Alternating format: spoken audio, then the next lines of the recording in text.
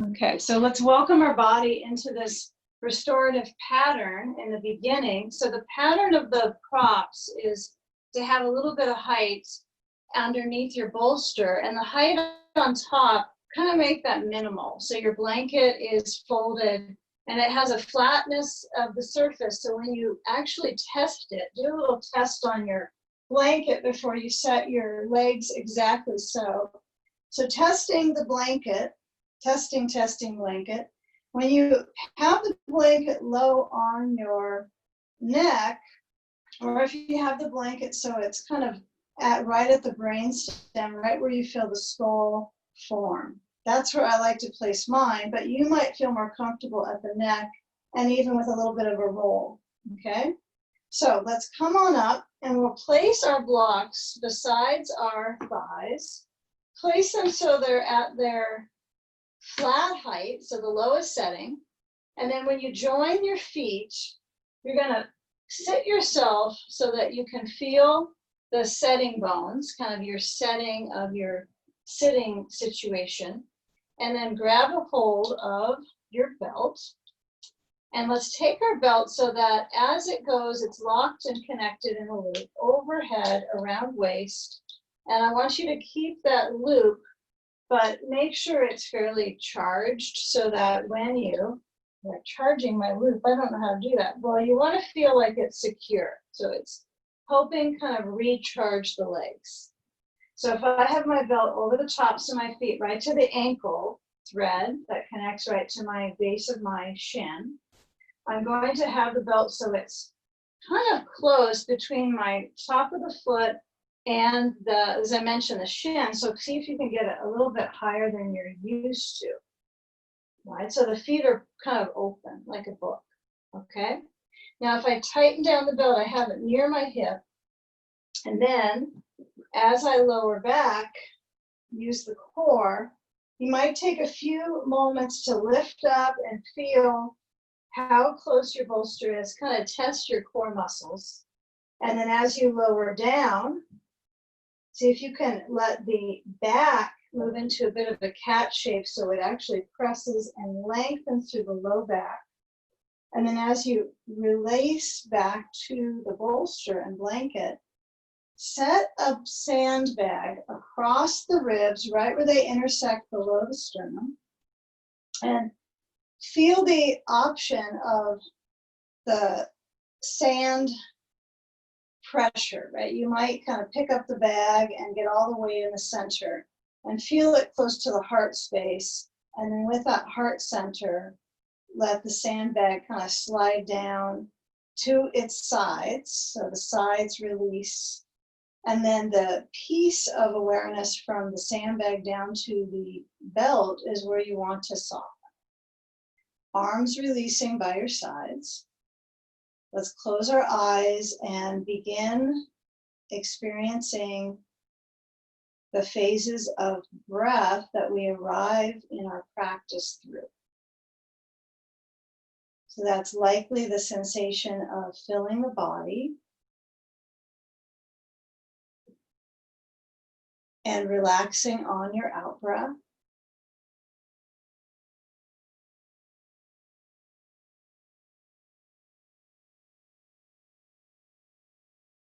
Experiencing this phase of entry, just noticing the inhale through nose and the exhale out through the mouth. With the length of your spine,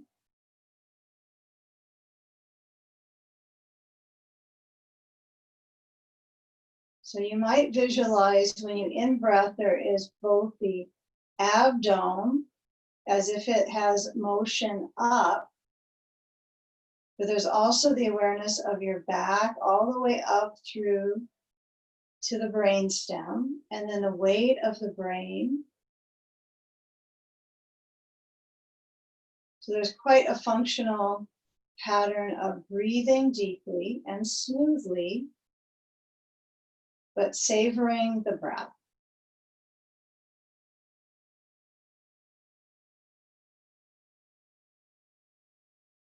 And even if becoming a breath connoisseur isn't your focus in your class experience, you might work with feeling your structure if you're a real visceral practitioner. Feel your elbows touch the floor, feel the hands release out from the elbows outwards. So you're actually kind of giving some awareness to your rotator cuff.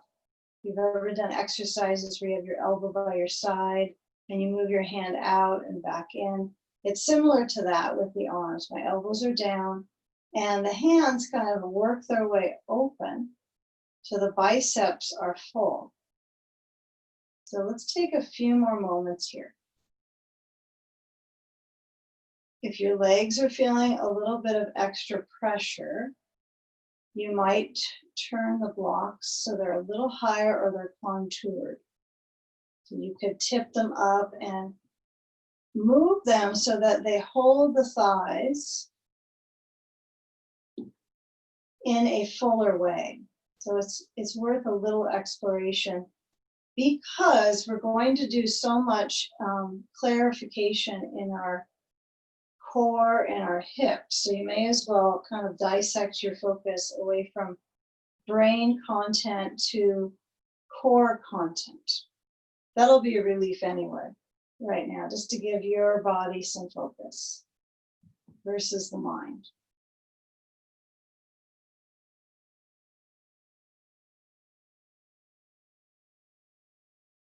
All right, so we'll take the sand. Actually, let's keep it to the body for a few more moments. And I like it if you can bring the knees slightly upward so that there's some more tension on your belt, right? So if my knees are open and resting on the blocks, there's tension and there's support. But when I try to bring the knees closer together, man, that belt starts to pull into my lower back sheath of my low back, into the sacrum. So I'm going to slide the blocks just right next to me. And then I want you to unbuckle the belt. And then as you guide the belt off of your feet, you'll bring your knees to point up and you'll move the blanket away from under your head. Keep it near hand's reach in case you add it in again, depending on your spine's flexibility coming up here. So we'll take our hands so that they're supported by the sides, like you're getting prepared for a bridge pose, which is the truth. And you're going to slide your sand away. And then as you push down into your feet, lift up your hips and then move the belt aside.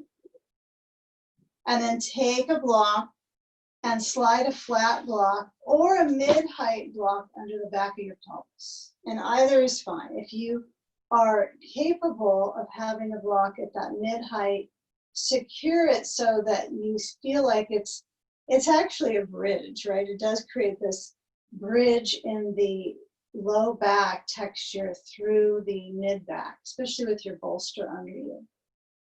Okay, so we're going to add our sand to the front of the thighs. And then with that sand support, you can stay here with the legs bending. You could also start to reach down into your legs to straighten and separate them so that it's still easeful to have your sand upon your front of your hips, right? Think of it as hips versus lower on the thigh. If you happen to have two sandbags, what you would do is stack those up, okay? Now, if the heels are having a difficult time staying with the flexed pattern, relax them on this one. Keep the front of the hips open. If you notice your low back or your sacroiliac area kind of tightens up when your feet turn out, that's a significant reading for your posture. So try to go back to the flexed feet. Just try it. It's better for you. But if you've got to let your feet get a little bit loose and turn out, that's okay. Grab a hold of your belt. And you're going to take the belt overhead and have a wide grasp onto that. So you're going to reach open with your hands, feeling the experience of pulling the belt. Since the belt, I hope, is not a Dynaband that you've chosen, it's not elastic. There's resistance in the beginning. So feel the proper amount of pull. And then when you're holding onto the belt, you're going to take the hands in a little bit closer so that your shoulders are working, your chest is working. Pull and relax your eyes. Okay, feel where there is a focal point here through the front body. Belly expanding and contracting.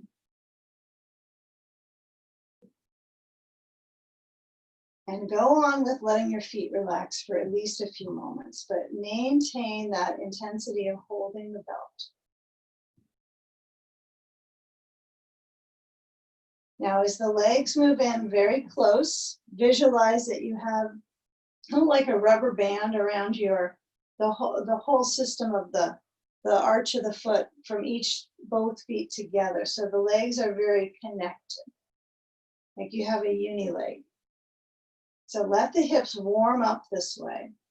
So we'll let go of the belt and we'll bring the arms beside us and try to feel where the legs press in together. Now it feels a little bit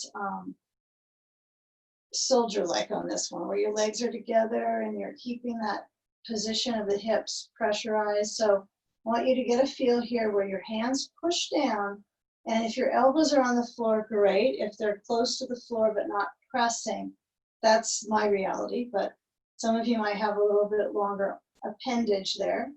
And then walk the feet in closer towards the seat, and then as you move your sand aside, you're going to push down and lift up, and then guide that block to the side. If you happen to have a ball, get it now, and place it near your outer left thigh, up towards the connector of the hip.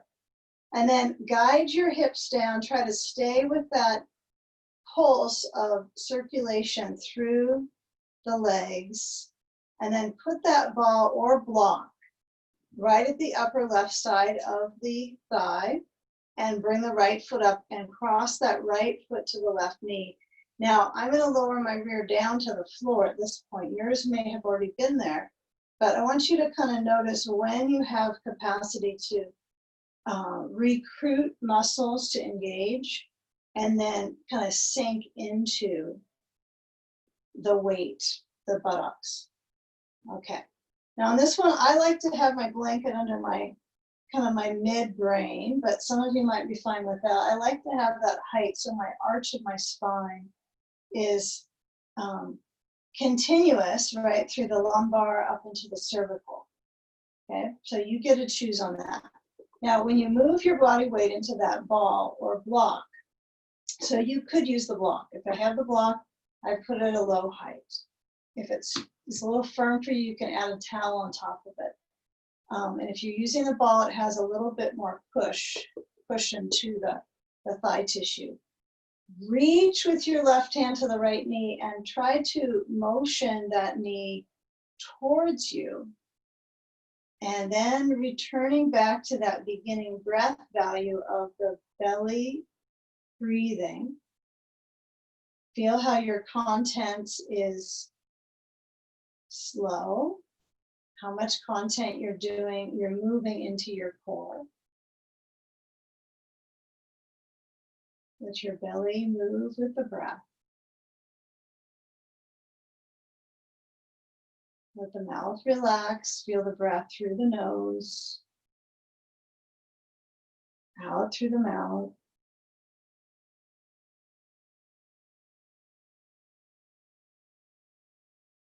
Now, when you shift to the second side, let the right knee motion open first. And then as you uncross and then cross left foot to right knee, feel the left knee open first on this side. So I have my left outer ankle basically pressing just above my right knee. So it is pressing. And I'm trying to activate the thigh tissue to keep that externally rotated on the left thigh. Okay, the ball or block to the right upper thigh so that it's really at the the trochanter, the greater trochanter, the top of the external thigh. And then when I push that ball or block in, when I lean my body weight straight across to the right, I'll hold the left knee with the right hand, hopefully. And your arm, the left arm could be reaching back, it could be besides you. Sometimes you get a little studious on where your sensation needs to be kind of soothed in a therapeutic way, so you might stay with your arm passive. But the right arm is active enough for both arms. Okay, so get that feel. Now the connector of the hand staying pulling the leg towards you is stretching your hip and your glutes, your buttock muscles.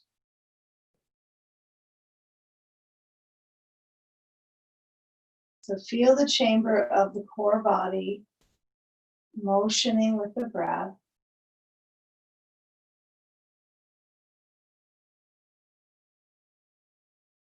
See if you can spend the last few moments on surrendering maybe the right thigh that's touching the block or the ball a little bit closer into the prop.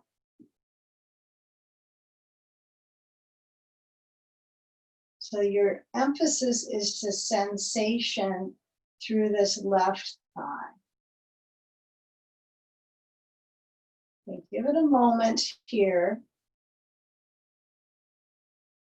So the dynamic in the legs will change kind of 360 right now. So when you move your hand off the knee and the leg centers back open, when I uncross, I'm going to actually turn, and this is kind of easier to do in home practice because all you want to do is be able to see the screen here and there, what you're up to.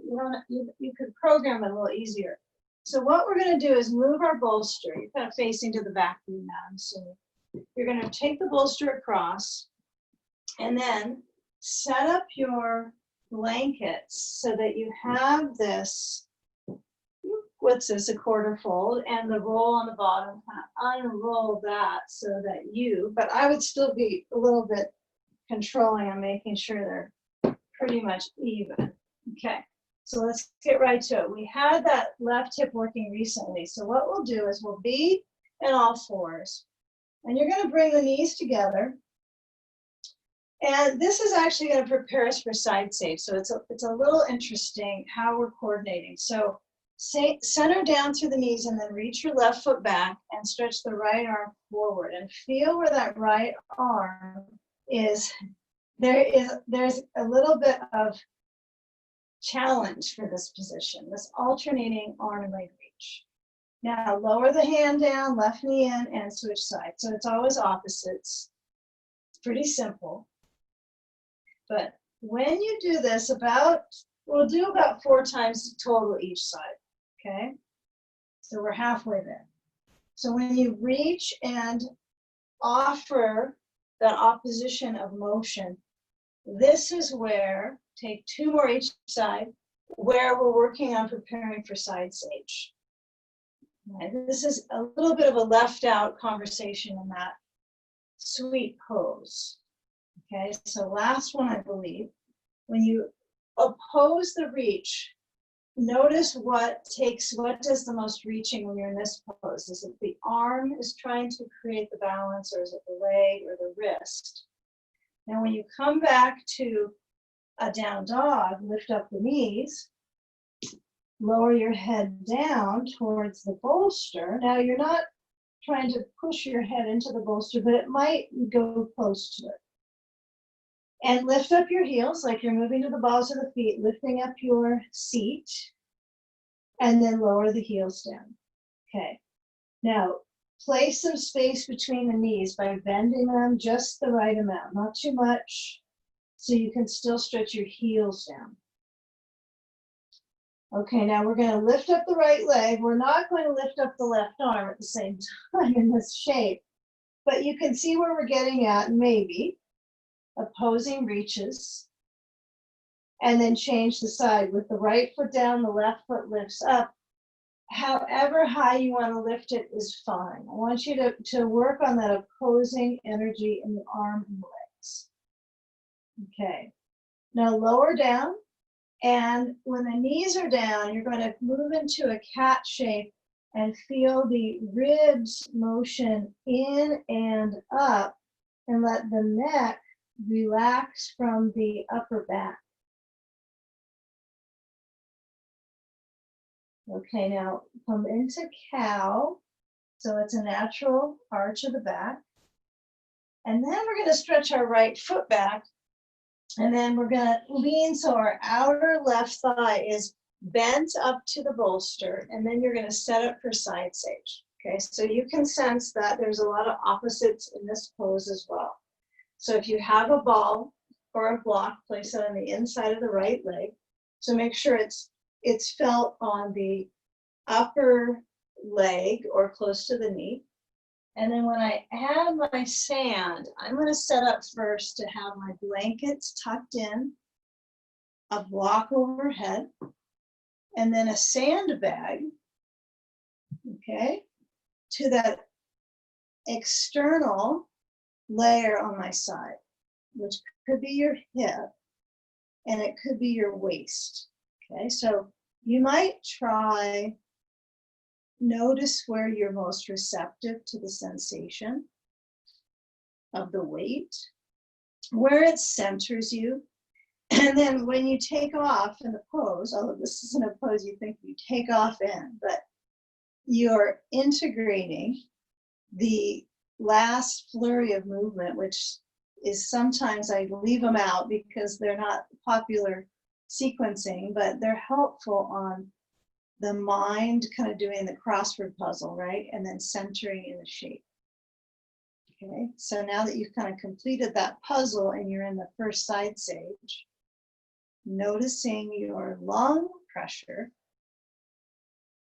and breathing with the sides, the costal. So feel the stretch of the breathing muscles. Now that upper hand might touch onto a block. There might be a day you decide to let the arm open out or let the arm relax on your side or besides you on your bolster or down to your left arm. Sense where you're capable of receiving a comforting breath through the ribs.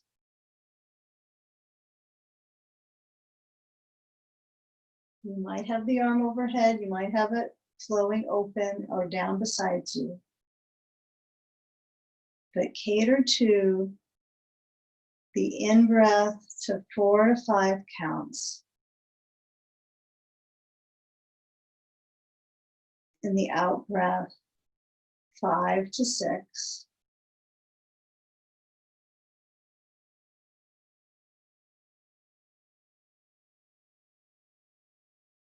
Okay, feel where the weight is transferred into your waist. If you identify quite a bit with the weight in your hip on this, or it has a little bit of a crease in your lower back that's tension producing, work on letting that left leg either bend and kind of push up to the bolster, or almost like you're straightening the right leg, or sorry, the left leg. Yeah, so that would be the leg where you could work on helping your lower back. Of course, you have all these different levers that you're also engaged in. Your right arm is certainly kind of pumped up with flow. So you might bring that arm open or down besides you. And let's take the final few moments on this with a scan of focus through this side, this right side, especially into the hip. This could be a very comfortable pose for many of us when we get into it. There's some feeling of release or full stretch intertwined, but we usually accept it well.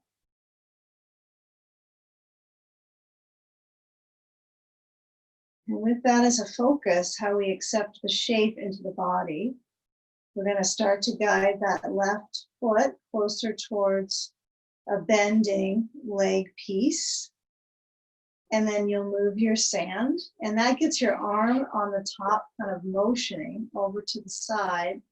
And when you curl and you kind of rotate, I want you to feel, this will come across a little better here than in studio, I've noticed. So you're going to move any block away from your leg or ball. But I want you to kind of feel the turn. Now my hands could be on my bolster or they could be on the floor on the other side. Probably the floor is a little easier on most backs. Okay, so feel how the body turns and how the waist is part of the twist. I know for some of us that might be such an elementary statement, but physically feeling it is helpful.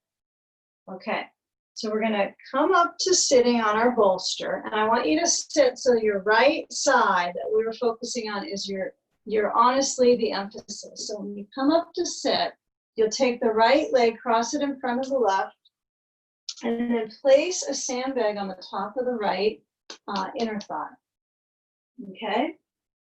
Move a couple blocks, wherever they ended up. Maybe you got one back in the back area. And so when you move the blocks forward, your reality here is sitting bones, thighs rotated, and hips are kind of in the middle. So grasp a hold of blocks, because you don't have to grasp them, but center on your blocks and feel where the height allows your back to gradually stretch. So if it's mid-height, if it's low, you might feel that the blocks high up is the easiest, and you might find that lowering them down gives you traction. So with my hands on the blocks, I could center and door one is forward. Okay, and door number two would be to move your blocks to the top left corner. And you might feel some relationship to your sage pose. Right, there's a little bit of kind of peeling open in this right inner thigh, up into the hip, into the ribs and the waist. Few moments here. And rather than trying to dig in deeper, feel where you're kind of on the edge of your range of motion, but you're not trying to push past that. You're breathing just above that.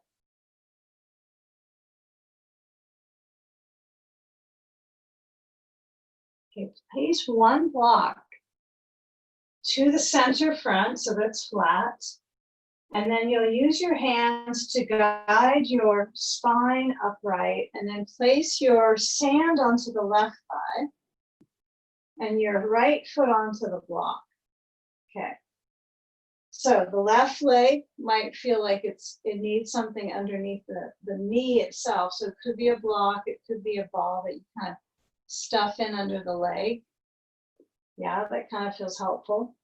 But feel where you're reaching up. In fact, let's keep it with just the arms, because it's nice to go prop free with our arms sometimes. When you move up the arms and they're besides your face, you're going to try to let them be so they're wide enough that you are requiring use of your back to get the arms to elevate, not just arm muscles, but back muscles. Okay, and then reach your body weight so that you're turning. Your body weight is grounding you, and your rotation is with the breath. So inhale, you're going to start turning right. Exhale to the right, left hand falls down to the right knee. And then we reach the right hand either to the blanket. So my fingers spread open. I kind of spider the hand. And then I have that spidered hand, but I'm not really pushing down into it. So I'm not rounding my back. And I turn the waist and feel how you're holding to that right knee. And it's okay to hold right on the bump of the knee, right to that spot where it's a good hook for your hand. And then use the left elbow bending to help increase the turn to the right. Yeah, go into the twist and feel the waist.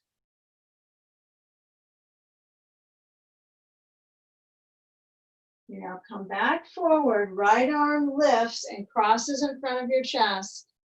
Left arm hooks up under the right arm and intertwine the arms, lifting the elbows up. Try to keep it rather warm in the shoulders, but centered, trying to stretch into the rotator cuffs. Okay, but give that feeling right here where you're sitting up tall. You're not sitting up tight, but sitting upright.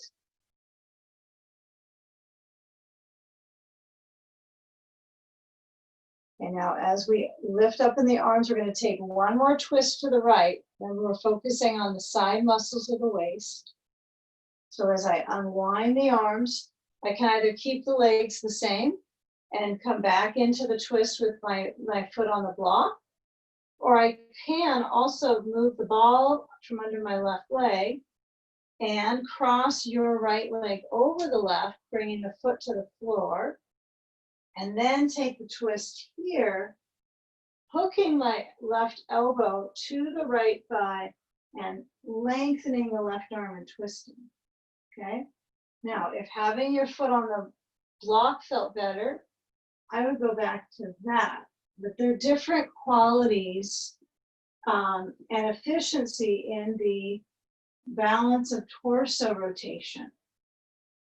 So we're fine-tuning this before we get out of this side. I want you to concentrate for a good 30 more seconds here, where it's really about the bulk of the ribs, where your side sage is focused, but trying to stay with that rotation. And the breath is continuous, right? It's not held till the pose is up.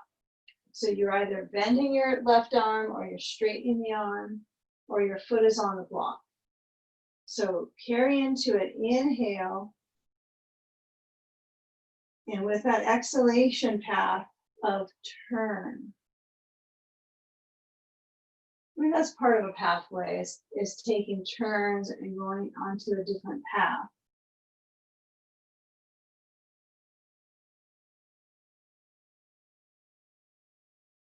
And now relax your pressure with the arm or the hand, and then we'll take the sand off.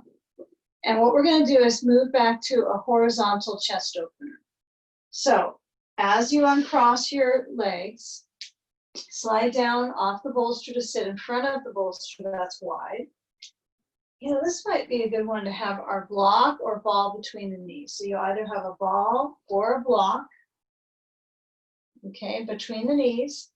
And when you lower back, you've got the blankets on the other side, right? So you have a perfect space for your arms. Now I'm going to carry my, let my head, actually I'm holding my head a little bit right now, but I want you to let the weight of your head sink into the blankets, and then scoot your feet in as much as you need. Reset your object between the knees if that's important. You don't have to have it though, okay?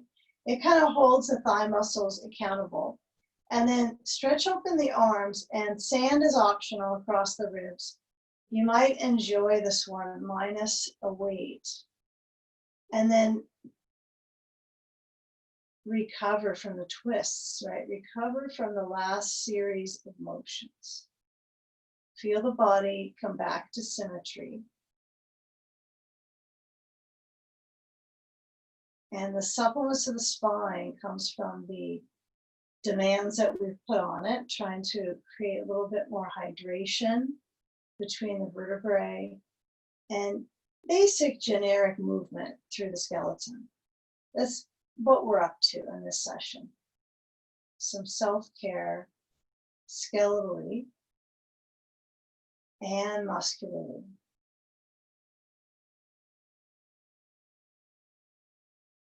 Okay, now with about 3 more breaths, notice where the breath hits the most intensity when you inhale. Is it right at the beginning? Is it kind of a few seconds into your breath where you are almost holding it? And just let the breath pass through you. Kind of a nice way to think of it sometimes. Just let it pass through you let things go. It can only help.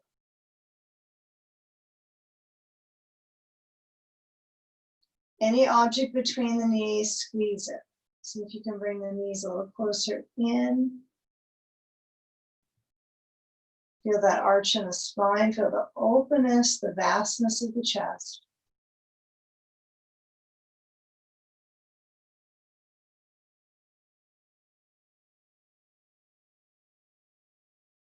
Now, as we start to move into side sage with the right hip down, it's very easeful on this one. You don't need to jog our memory of how did we get to it last time, as it was very different. So use the rotational ability of your ribs, not so much your hips quite yet. We're getting there, but we're trying to stay with where the lungs, we feel them vitally in the body as upper zones, not lower zones, okay? So if you have an object between the knees, it might pass out when you move over to the side anyway, it'll fall its way through. So when you turn to the right, you're gonna try to stay close to the bolster. So get up a little closer with your waist, try to get your waist on the bolster, and then add a ball on the inside of the left leg, okay? If you don't like to use the ball or block on the inside of the leg, you can always pass on that, of course. And then when I add my sand to my outer left thigh, I try to keep it easy going on my neck. So I'm just gonna center my sand ball. Keep it simple. And then as you carry yourself into the shape, where do you feel the most circulation follow through, right? Is it in your ribs? Is it the muscles between the ribs, or are you not quite familiar with that when you're in a pose? So if that's a little bit murky, this is the pose to work on it with, right? When we sit up and twist, we hope we've already made it there, but for most of us, that's a fairly advanced state of breathing right in the twist. So try to really fill this time with awareness, elongation, okay, and awakening for your breath force. And then just let yourself center into it for a few moments here. Let the weight of your head lean to the right side. If you're towards the back of the brain, noticing that. And let the waist lengthen.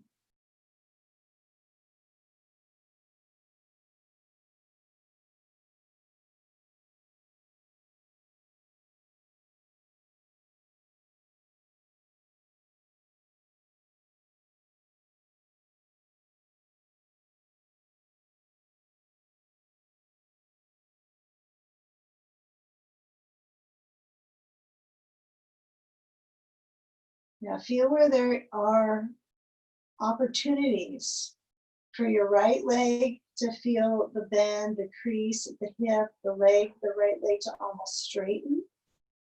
Yeah, noticing where the body has weight, and I certainly applaud you for spending the energy right in some of these shapes.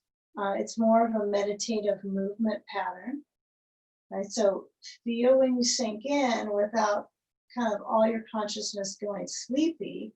Notice some break between those two worlds where you're in awareness, making a bit of a transformation in your circulatory experience of the breathing muscles. And you can be a little bit in a daze with it, but feel that reach with the left arm.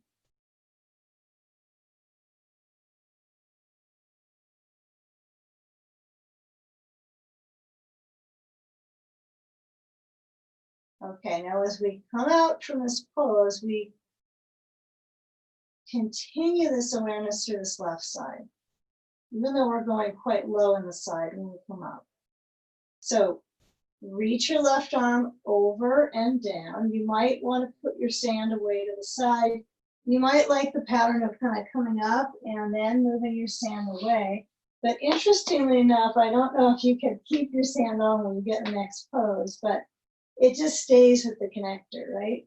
So I come up and then I sit on the bolster and I stay with that focus, right? All I've done now is It's like you hope you do more, huh? You've done one side, you're just linking the zone. Now you're onto that left thigh.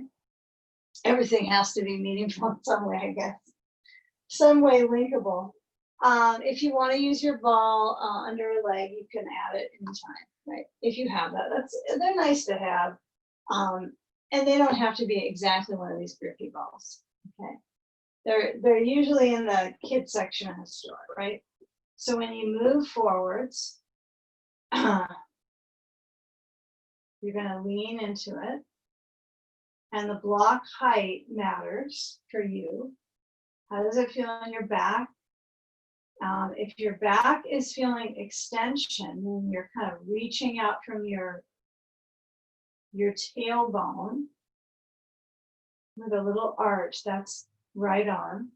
And if you lower the height of the blocks, and that feels supportive, simply notice the arch. And then try to get into that left hip. Right? That was kind of the emphasis all along, was continuing this thread from the side down to the leg. So if I move my hands to the top right corner, right, over to the right, I continue that side landscape of my waist. It's not the same for everyone, I understand, right? So it depends on what's going on with your joints, how hydrated the tissues are. So when you lean to the top right corner, see if you can let your brain lower down a little bit. Feel the spine linking up with that sensation.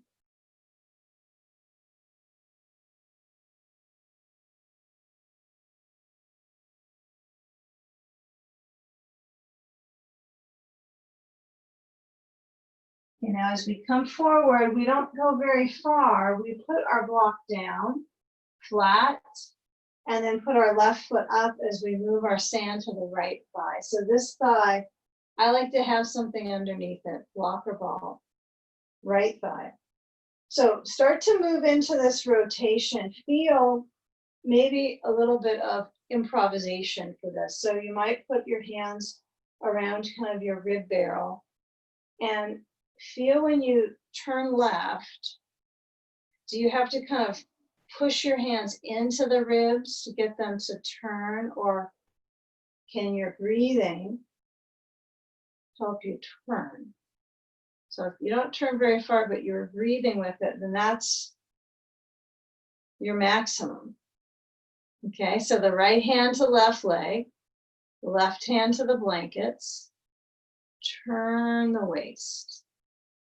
Now this has been kind of a deep study today so far with the layers of core, side core, right?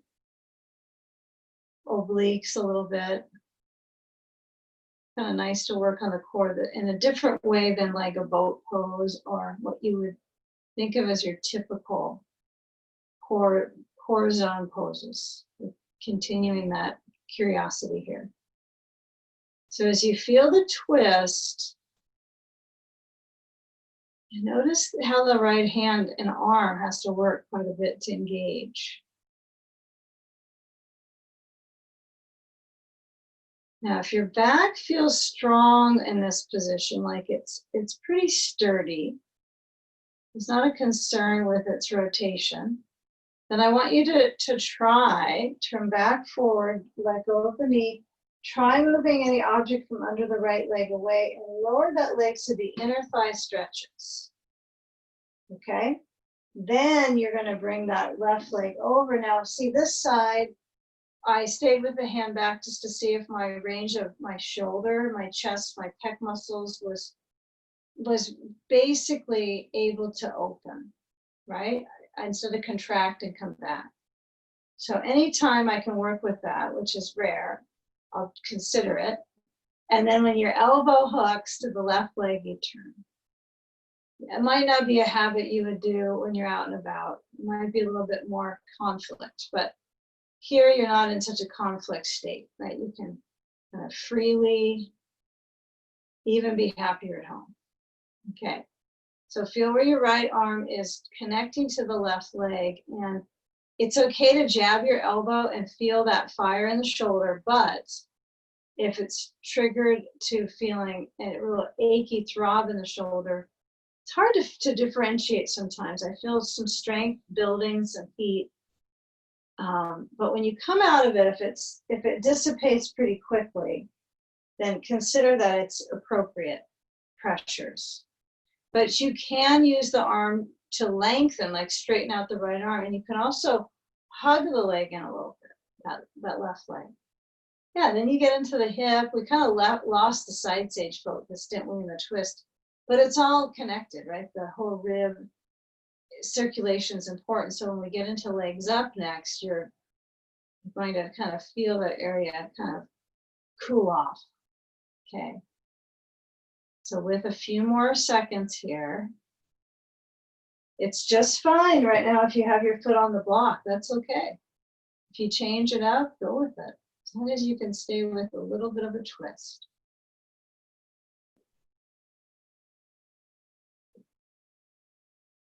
Now with the exhale guiding you out, we're going to take off the sand, keep it real close by, and then as you uncross the left foot from the right or the block, you might place your feet together in cobbler's pose for a moment. And your option would be spine upright, okay? So feel that upright spine, feel the knees moving open without the blocks under the legs. Get a feel if you can move your knees out, okay? And you can put your hands back to the bolster. Now, if my hands are on the bolster, my shoulders pull up. So I'm going to try to lift up my chest, really purposely feel that lift. Try to keep the lift of the chest. Okay, now bring the right arm across the chest, fully across. Left arm over the right, intertwine the arms, and feel the elbows lift and try to maintain the foot position. Remember, they don't have to clamber to touch the toes, the feet relax. Elevate the elbows. Center the shoulder blades to spread open out of your spine. They're jazzed, right? They're doing appropriate actions without creating that whole kyphotic curve, right? You have the spine up. You and your spine. Okay. Uncross and roll them out and stretch your legs forward. Cool off the knees by stretching the legs. That's a good knee cool off in general. If your knees are in a position of bending quite a bit, just straighten them out, cool them off. And we're going to take them up to cool them off. So one blanket away and one blanket behind you. You might have to scoot your blanket back a bit. I'm going to move my bolster forward, but feel where you have some space between the two. Well, actually, you can't feel that till you're on your back, but notice with your eyes, okay? And then when you lower back, you're going to knees together, okay? Feel when they're together and they're in a pattern of inwards pulse, like the knees are going together versus trying to push them towards your ribs. I want you to feel them flow up. And then if there's a possibility, you can observe your legs. Observe them moving up together, trying to keep the knees close-ish as much as they could be realistically. Your hands might be kind of holding the sides of the bolster, depends on your arms. Length, I know, is a little different for each person. But when your feet are flexing, I want you to maintain without the sand for a few more seconds. Okay, notice the weight into your pelvis. And now we're going to notice that weight as we get a hold of our sandbag. And I try to keep one side of my brain focused on the weight into my pelvis and one side of my brain on getting my sand on, okay? All right. So maybe my right hemisphere is focusing more on being creative with sand application, but the gist of this will be can I bend the knees and squeeze them in and then scoop them into my upper chest? And then as I put my sand on the soles, it's a real trust game, isn't it? To push them up and find perfect balance. But carry yourself into the position. Feel your feet carry your sand up. Go into sandy feet, legs up pose. And let your arms open out to a cactus pose pattern, feeling your elbows in a transfer of weight. So my weight is in my upper arms and my elbows. And then you can't help but let your brain be a heavier weight than your arms. The more full it is. Okay, so feel where your feet are connecting. And let your eyes relax back to the brain. Kind of like you put some shutters on them, right? This is a good moment to feel that eye closing, internal scan.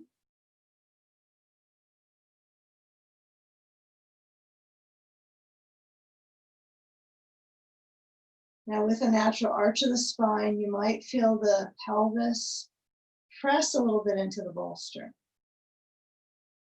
So feeling that opportunity of the pelvis pressing.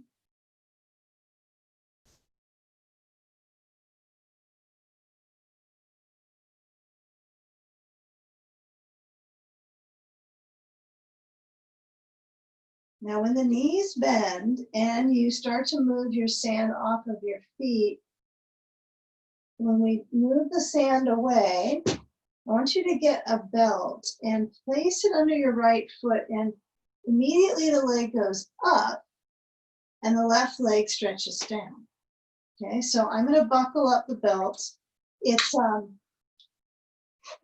been a while since we did brain flow with these classes, so I want you to try it out with the focus of the traction of the neck.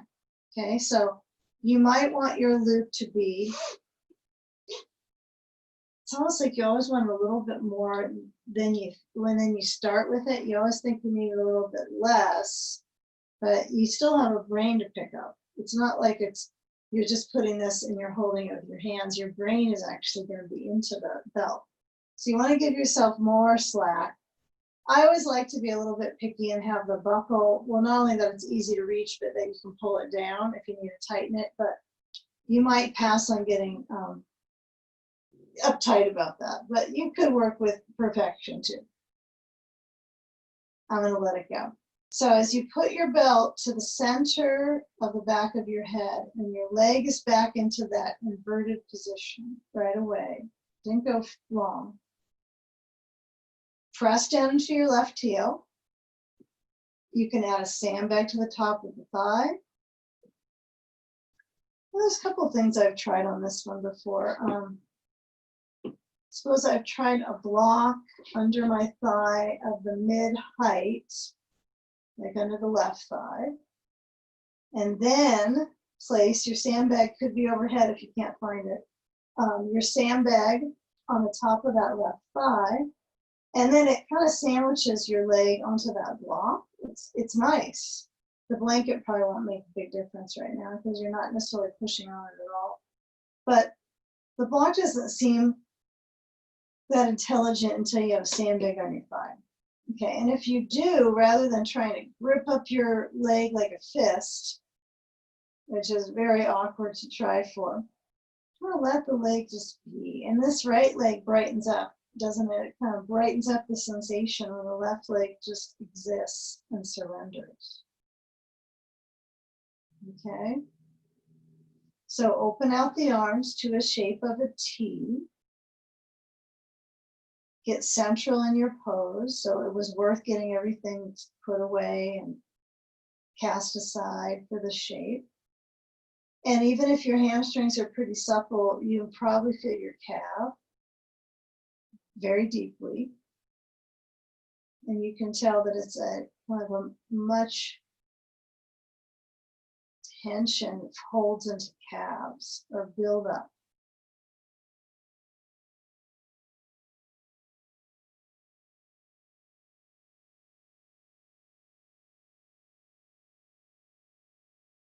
Now, if you're pushing with your foot, like you're actually forcing it forwards, I want you to let your head rest back into the belt.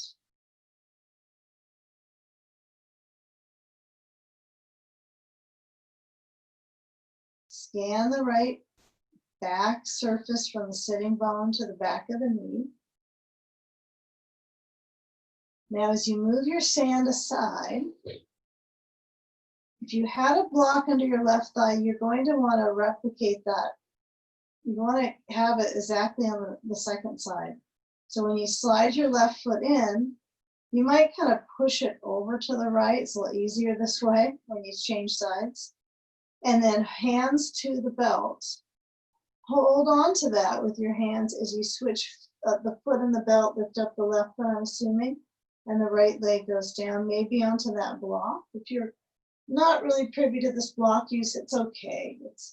It's just an extra prop, isn't it, to be adding to the pose. But when you can feel, as you add your sand now to the top of the right thigh, you can feel that connecting certainty in your alignment. I think it's a more of an aligning connection. Okay, arms are open, brain centers back into the belt. No requirement to let your eyes stay studious and open. They can relax back.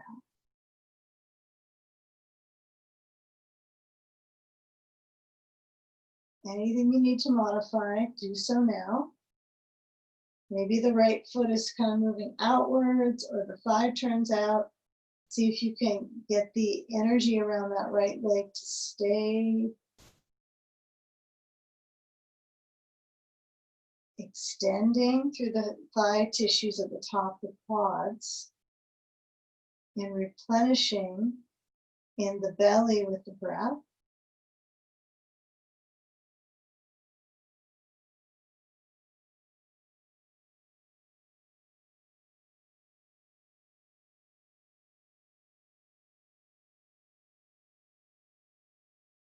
Okay, now as we move our sand aside, we're going to take both feet into the belt for Upavista Konasana, right? It's an inverted pattern. So when I push so it's actually Viparita Konasana, isn't it? Viparita Upavista Konasana. So I'm going to take my hands on the back of my head to the belt, and then I'm going to slide that in as my right leg is set free.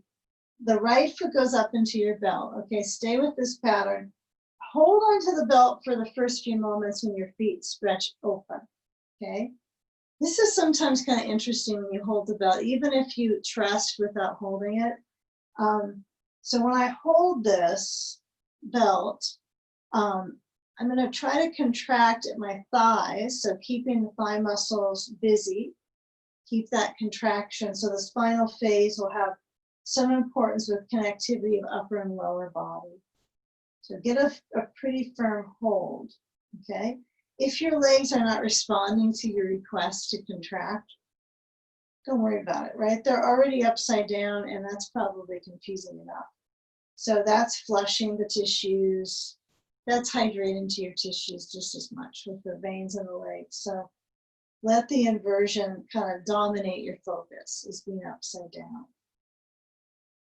Okay, so we're going to bend the knees so you can't contract your quads. That's gone.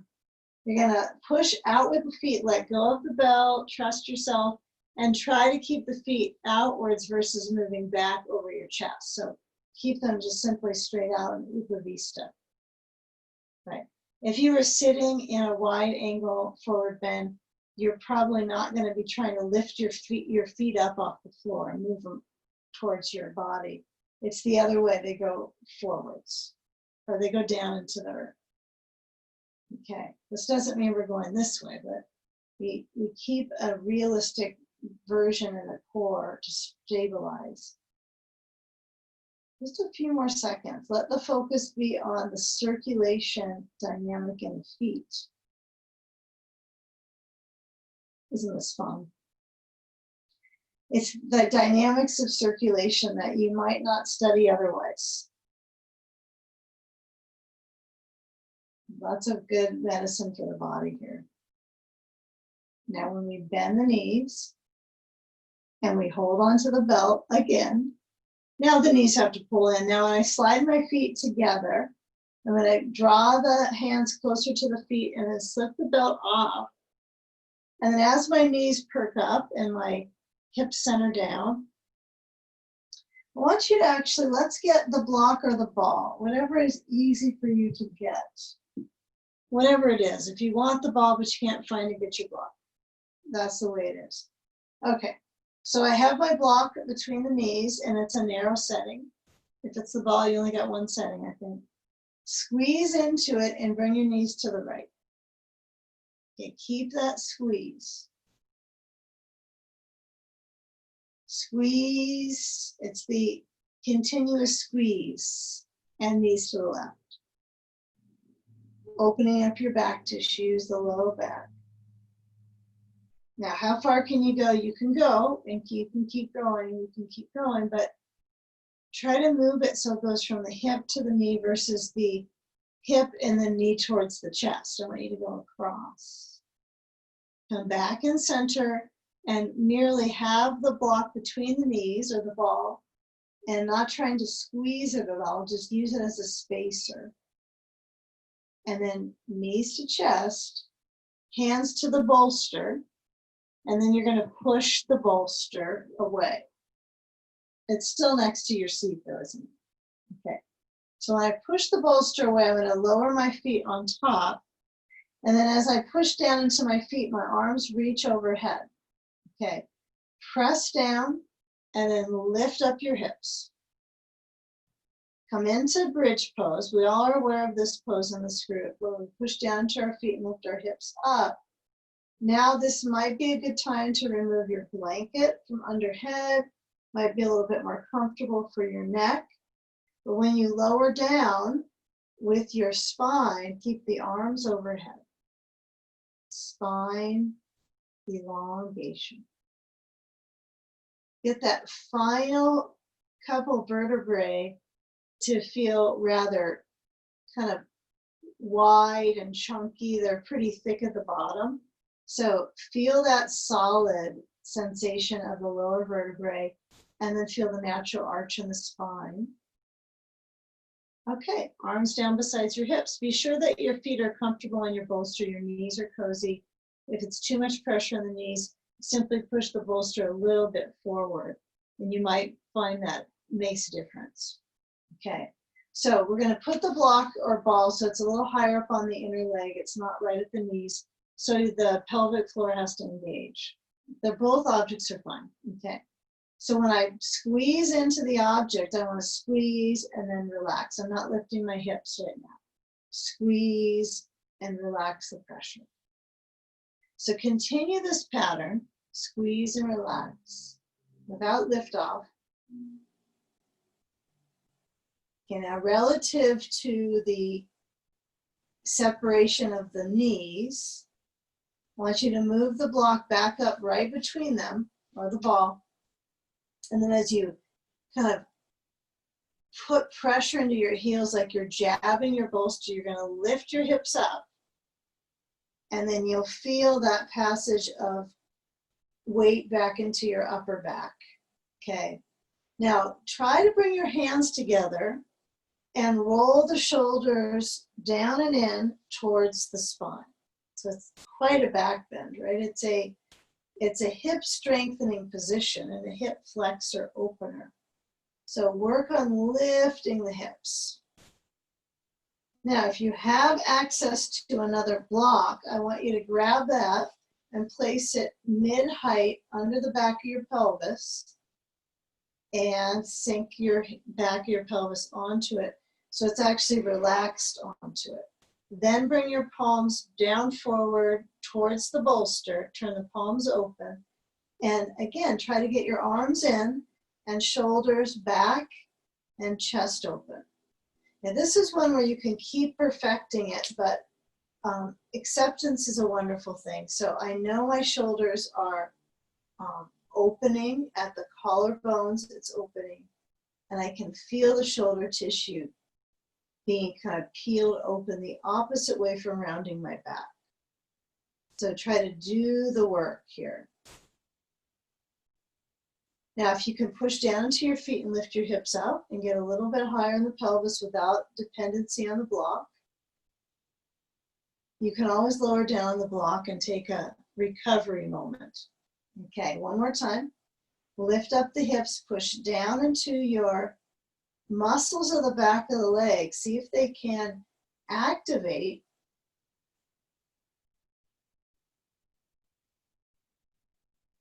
And then as you lower down, you're going to cautiously slide the block away. We're not quite out of it, not quite out of the park here. Palms open besides you, and then guide the spine down, almost as if you're pretending you're creating cat pose. So you're feeling your back touch down, touch down. Feel the scoop at the belly, like your belly's moving back and down. And then once your spine is completely tacked to the floor, one segment at a time it got there. Feel the arch of the back, okay? And then remove the block and let the knees windshield wiper. And we're gonna set up for a hip crossover, reclining hip crossover. Okay, so how I'm gonna make the segment here move, we're gonna do a little bit of this crossover work with our back muscles into our hips. And then we're gonna come up and do some very low-level lunge patterns to kind of work those tissues and then come into a cooling cycle. Okay, so I want you to move your bolster to the right, okay? And if you've got some props stuck over there, you might have to clear it and let the right leg release down and the left leg cross to the bolster, okay? I can sense that if I had a little more height on my bolster, it might feel better. So if you decide you want to add a blanket or a towel or something would be fine. The block is probably a little high. But as we cross over, if you have a ball, place that so it's at the sacrum, okay, if you have one. A block is okay, but they are a little pointed. So if you can find your block to place there, that brings the body into that twist. So we add our sand to the external thigh. Okay, so get a feel here where your sand is supporting the thigh muscles. This might take over and not require you to get an extra blanket on top of the bolster. Once your sand is on, it gets the tissues to elongate and then the left arm to motion. So it's externally rotating this pattern of releasing. Now, if you're used to having a sandbag here in class, you can either add some weight to it, like 5 pounds, but you could do something a little lighter. A bag of rice is good, but you might find that the articulation of moving the elbow to bending, the elbow crease to the hand is heavy, but the place between the armpit and the elbow, we're trying to get that to actually get a feeling of rolling open. That's kind of tough to do. So really engage the shoulder blade moving down and in towards the spine.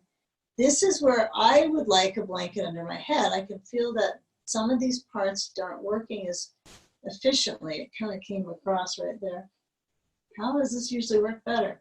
So the blanket might buffer this one a little bit just because it gets the neck up. And then go into the shape. Let your body soak it up. Feel your eyes close. And experience the breath at the belly level. Relaxing the mind. Breathing slow.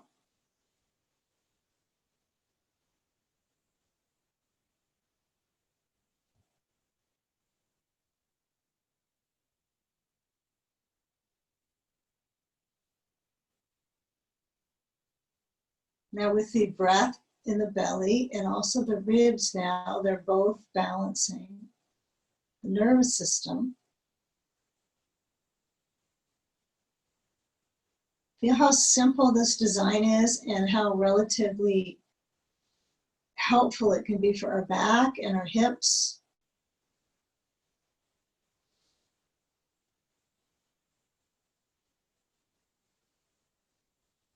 So now when you decide to shift it all, I would encourage you to move the sand and feel the legs still on the bolster. Don't let that flinch too much. Notice the maybe 3% that doesn't really move itself down. It's always kind of, nervous system is a little bit awake with that. So feel when you move the ball or block, and you're gonna roll into the back, and I want you to bring both legs straight up. Place your hands besides your buttocks, well, however the arms lengthen, some will be farther down. And you're going to bring the legs and flex the feet and shift the legs from 90 degrees down to almost 60. And if the shoulders flinch up, upper back, I want you to try to open up the chest. So it's not with the arms in cactus, right? That might be a little easier. That's the arms are down besides you. Bring the legs straight up to 90 and then back to 60 or 40. Some people go lower. Back up to 90, flex the feet, and then forwards. Right, you're the decider how far forward. Last one. And then as the knees hook in together towards the ribs, reach for the bolster or kick the bolster and reach for the bolster and put it on the left side. Left leg down, right leg over. Feel that crossover of the lower back frame. So if I straighten the left leg and then I cross the right leg, I want to bend the knee and then let my body weight still roll a little bit, okay? So if you tend to kind of put the weight in the outer left hip and kind of thigh itself, and then you feel your buttocks kind of push back to get your right thigh to cross over, that's okay. So I would take that if you can, because you get a little bit more flexibility in your spine. It's kind of nice to do these poses that are flexibility driven, but many of us don't really have a lot of pains in them. There's stretching and openings, but we can do them. Most people can do reclining twists. So left leg is straight-ish, line is bendy-ish, and then head turns right.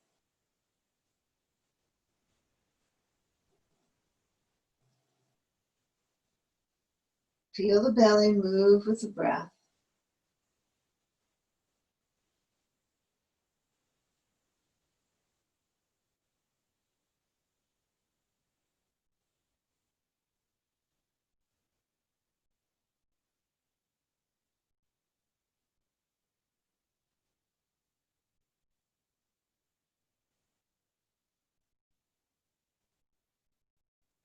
You know, notice when the right leg crosses this way,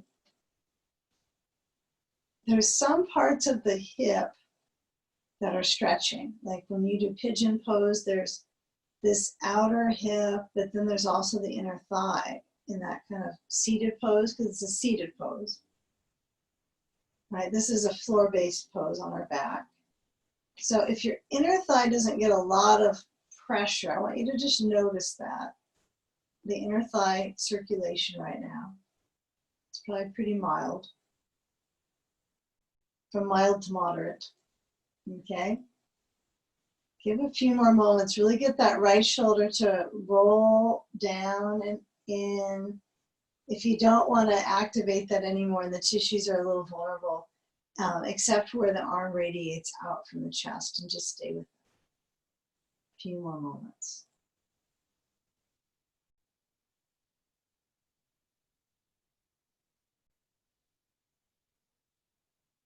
Okay, so this is a particle of these kind of particles, I want you to kind of keep them kind of energetically awake when we come up into pigeon pose. Just keep the linking from each pose to the next happening here. Okay, so as you move your sand aside, this will be sand free. And you know, it'll be, well, it could be bolster free actually too. So I'm gonna push my bolster a little bit forward on the side so it's easier for you to observe, I think. And then when I feel this crossover, so just notice the crossover without the props added on so much.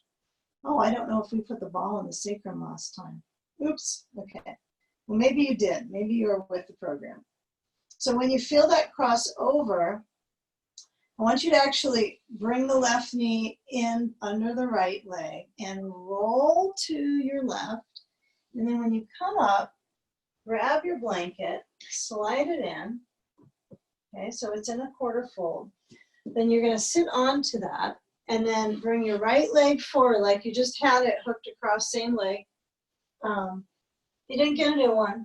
Okay. You're coming into the pigeon pose with minimal props right now. Your right knee is positioned open.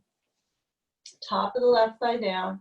Now I could use my bolster under my core, which I'm going to go for actually. I think that'll feel nice. So I could have my bolster under my elbows. Okay. And we're going to time this one for about 30 seconds. So about 8 breaths. So it'll be a brief pigeon. But noticing the circulation because we were just in the shape on our back. Very similar, although there wasn't the exact same joint pressures, but similar shape, just on our back. So feel the natural arch.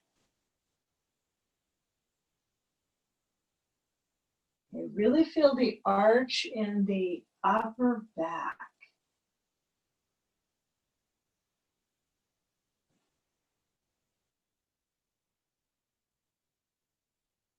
Now when you bring your hands down and you bring your hands to the flooring, you're going to hook the toes under left foot and then come back to table. Turn the bolster lengthwise in front of you. So straight forward under the belly and lower your body onto the bolster. Okay? Let your elbows lower down. Feel that Sphinx position with the arms, elbows sinking. Actually, they don't sink, they just end up there, right? And then feel where the tops of the thighs center. I know you still have to be responsible for your upper back circulation here. So I want you to lower your head down and then slide the hands in. So your arms are like grasshopper here, elbows by the sides, and they're going to actually squeeze into the sides as you push down and lift up into up dog. So try to lengthen the front body. Okay, now hook the toes under, and then as you scoot your body into a down dog, you might feel you need to clutch your knees onto your blanket, but try this. Try when your hands are open. Lift up the body to plank, and then push back to a very long dog pose, right? This is a very long dog pose. So I want you, not long in time, but long in distancing. So feel where your heels reach towards the floor, and your head might touch to the bolster. Maybe it's far, but it's lowered. Come back to up dog, hips down, knees down. I hope your hands are down. And then lift up through the front chest, opposed to the back chest. That was where my chest was. Okay, so here's what's important on this one. The inside of the elbows, the eyes of the elbows turn open. So when you're reaching into that up dog, give it a try. If you need to come up to all fours and take a recovery moment. But when you reach down with your hips, try to keep the shoulders back, the inner arms open. And then when you come back, toes under, lift up your hips, knees back, and then get a block for each hand. And let's put our bolster over to the side for the unforeseeable future right now. Step the right foot forwards between the blocks and reach the left knee up. And the back of the knee, we're trying to stretch that fascia out. So reach down to that left heel and work your way towards lunge. So my right knee is above my ankle. It's not drawing back to straight. It's above the ankle in a full lunge. Feel back into that left heel. Lengthen through the back body. Okay, feel if you can kind of fire up from your left heel through the spine. And now we're going to reach back with that right knee and bring the blocks on the inside of the right foot and turn towards your left. So you're going to be in a wide angle, forward fold. So my hands on blocks, I would keep them so they're rather close-ish to your mat. And then emphasize your feet to be parallel, not turned in as much here. Feel the parallel of the feet. Feel the sitting bones reaching back. And then make the spine long by putting the blocks farther forward. So if I'm out of screen, I'm out of screen, but you might put your hands so they really go that full mile reach, and then head between the arms. Give it a try. Breathe fully, lengthen through your back, through the back of the waist, through the arms.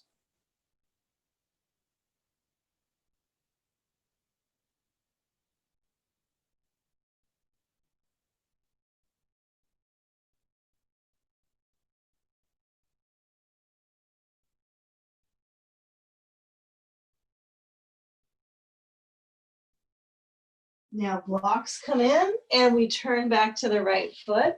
We complete the cycle now. So we're going to step the left foot forward. Be in your forward bend for a moment, but a moment is enough, right? So we stretch the back of the legs, cool off the knees. I have my hands kind of ready to go on my blocks, and then I step back into my right foot and my left knee is forward above the ankle in that lunge. And steady the reach of your right heel.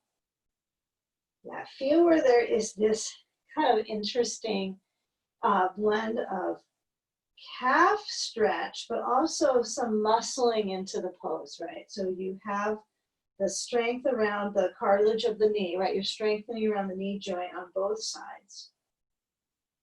Okay?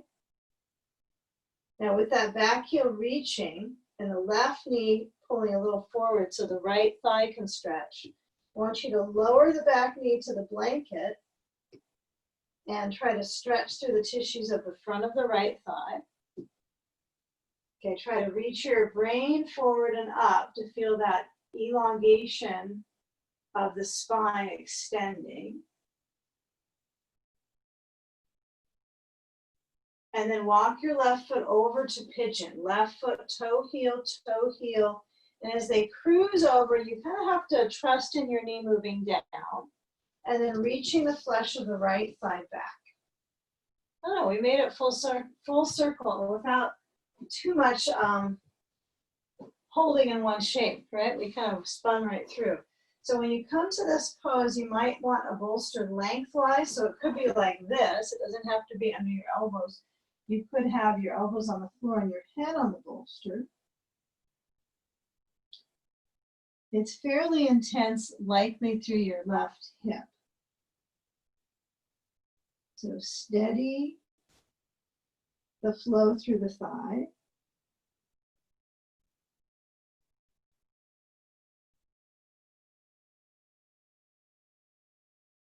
Feel the back ribs expand. We're going full circle through the practice. So we start with a lot of front ribs, kind of our vulnerable spaces, and now we're going around to the back, kind of connecting the front to the back space, the back of the heart.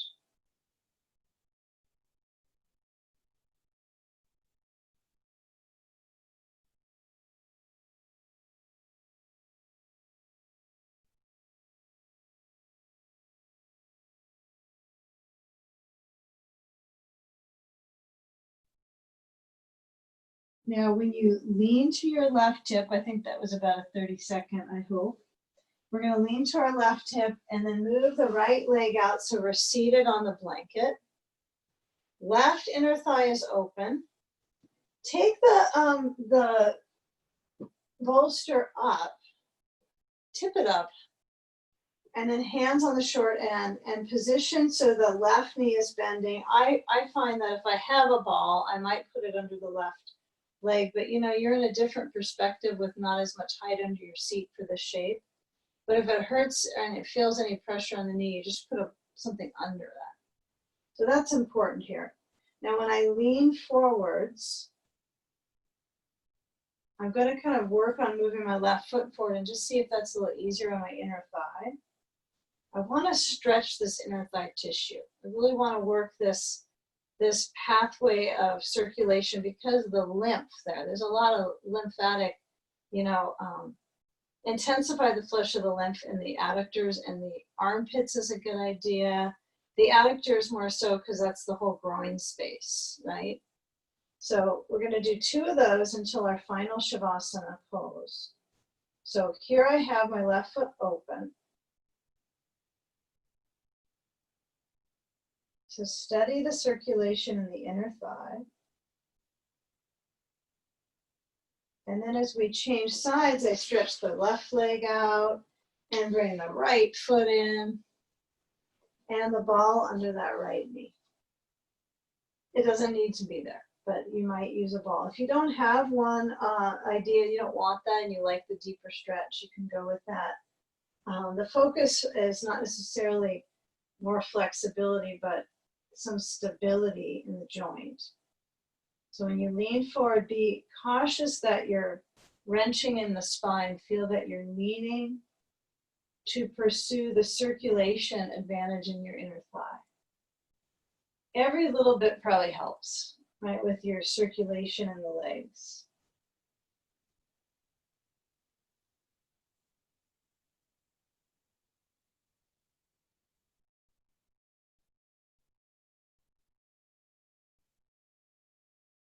Now, if your head has been pulling the neck up, see if when you come out, you can let your head dump down a little bit. All right, well, let's polish it. So we'll take our blocks to the mid-height. And if most of these sessions we've ended up with legs up the wall and you want to go to that, you're welcome to. Or if you want to do a chair shoulder stand, you could prep for that. So I'm going to share the Stonehenge pose here. No stories involved, but we'll have our bolster on a couple blocks. The block heights can be of either flat, mid-height, or the highest height. You get 3 settings on your blocks. I know, there's no technology involved. Okay, you put your legs onto that height and you scoot your hips forward. And when you bring your blanket back, condition the legs so there's some space, so that the sandbag really doesn't have to be part of it, but if you like sand on the shins, you probably have to bring them closer, right? That's reality. Unless you have 2 sandbags, you can put 1 on each shin with the legs resting. The knees moving open is a little bit more calming in my lower back. So let's center so that we can feel the back of the pelvis comfortable. And then as you place any weight across your ribs for that diaphragmatic strengthening with a sandbag on the rib cage, like we started with, bringing that completion of circulation to the corridor, kind of into the doorway, into the heart space. Feel the elements here of balance for the right and the left side. Really fidget until it has near balance for you. Okay, the arms are restful and the eyes rest back into the sensation of the brain. And I would recommend that when you let your eyes close, if you have specs on, to take those off. And then when you have the emphasis of either an eye pillow onto the eyelids or closing the eyelids and shuttering, that visual blend of reality, let your eyes center, and so that you might be still looking, right? When your eyes close, there might still be a seeking. Seeking the breath, feeling the belly, empty the lungs.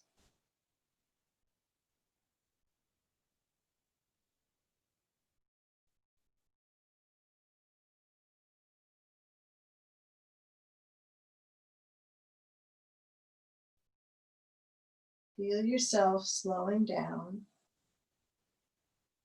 and returning your mind and your body to balance and peace. Scanning the feet.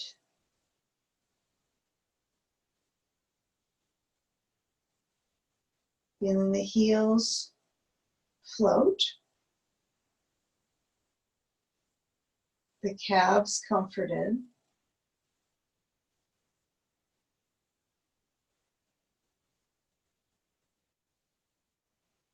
And the legs feeling resting and draining.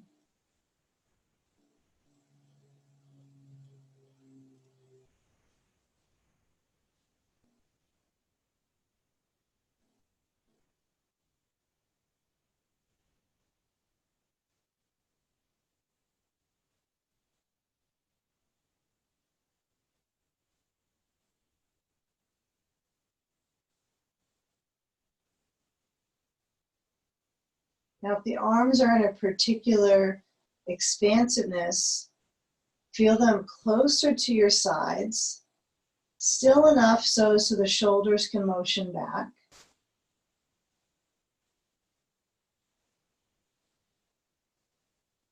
And then when you're breathing along any weight on the rib cage, inhale deeply and challenge the weight. When you inhale, trying to feel the ribs spatially lift and center back down completely.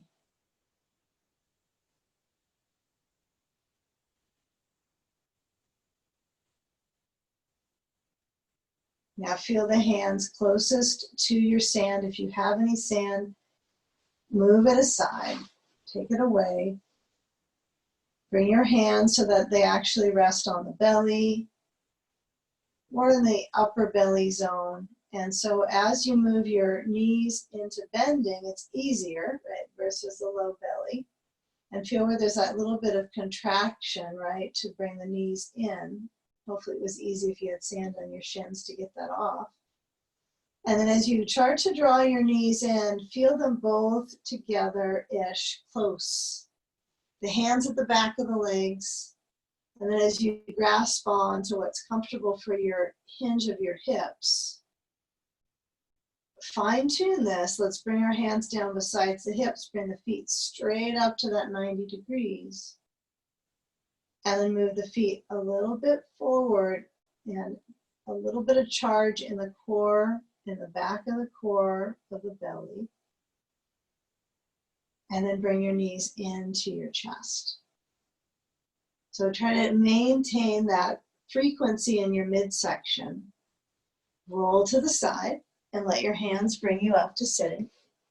However you're coming out of whatever pose you chose there, okay? So feel where the hands are supporting the shoulders. So my hands are onto my lap and my shoulders motion back. Yeah, so if my palms were down, it might feel a different support, probably less, right? Palms open, a little more support. So regenerate that awareness, bring your hands together at the heart space and brain bows to the heart center. Feel the neck and the brain stem elongate.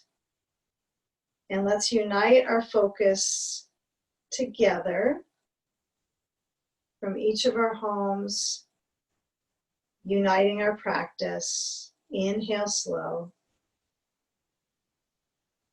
And with exhalations, bowing into the space behind your heart. In gratitude, namaste. Okay. Right.